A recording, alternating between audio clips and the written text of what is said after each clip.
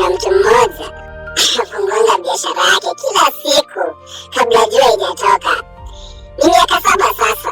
Hakumbuki last time alichukua holiday.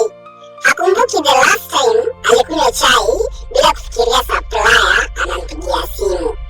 Na ukimuuliza, boss, biashara inaendelea aje? Atakusmailia tu, alafu anasema tunashukuru Mungu. Hiyo ndo sentence ya kwanza. Ya pili ni biashara ni ngumu kila mahali. Baada ya hapo, customers hawana pesa siku hizi. Alafu ngoja shule zifunguliwe. Shule zikifunguliwa, ngoja mshahara ingie. Mshahara ikiingia, ngoja mwezi iishe. Mwezi ikiisha, Disemba ndio mwezi yetu. Disemba ikipita, Januari hukuwa mbaya kwa biashara, na mwaka inaisha tu hivyo. Lakini tukizima jokes kidogo, kuna swali moja ambao watu wengi wanaogopa kuuliza: hii pesa yote inaenda wapi? Kwa sababu ukweli ni M-Pesa inalia kila siku, cash drawer inafunguliwa, customers wanaingia kila siku, lakini mwisho wa mwezi mfuko ndio ni kama imeanza biashara jana.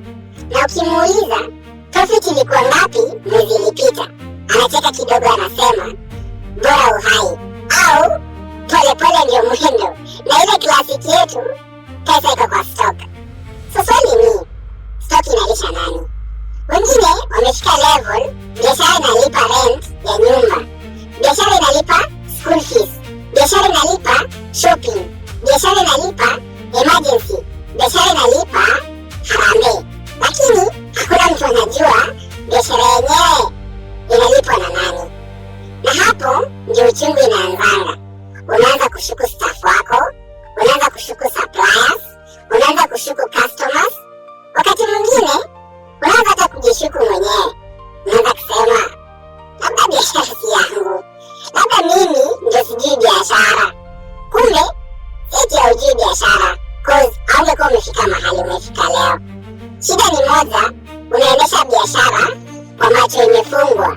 Imagine unaendesha gari usiku, headlights zimezimika, unaendelea kusonga mbele, unaomba tu usigonge kitu yoyote. Hivyo ndio biashara nyingi zinaendeshwa leo: guesswork, hope na maombi. Lakini kuna kitu tuligundua,